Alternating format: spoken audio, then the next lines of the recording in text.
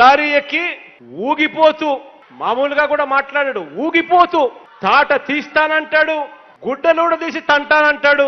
సరే, ఆయన బాధపడతా ఉన్నారు, నేను ఊగిపోతా మాట్లాడతానని చెప్పి. సరే, నేను పని చేస్తాను ముఖ్యమంత్రి గారు, రేపటి నుంచి ఇలా ఇలా ఇలా మాట్లాడు. ఇక రేపు దయచేసి నేను ఇట్లా ఇట్లా నేను నేనేం మాట్లాడతానంటే, ఈ రోజు నుంచి నేను మీకు బాగా పనిచేస్తాను. ముఖ్యమంత్రి గారికి ఇది ఓకేనా కొనుక్కుందాం. వీళ్ళందరికీ తోడు వీరికి ఒక దత్తపుత్రుడు కూడా ఉన్నాడు. ఓ లారీ ఎక్కాడు, దాని పేరు వరాహి అట.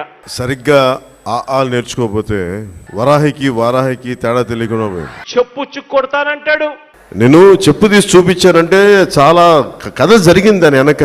మీ కూడా పోయిన చెప్పులు ఇంకా నన్ను అడగండి, చెప్పులు పోతే ఎన్ని జరిగిన అవలా కాదు, మీరు అడుగు. మనిషి నోటికి అదుపు లేదు, ఈ మనిషికి నిలకడ లేదు. ఈ మనిషి నోటికి అదుపు లేదు, ఈ మనిషికి నిలకడ లేదు.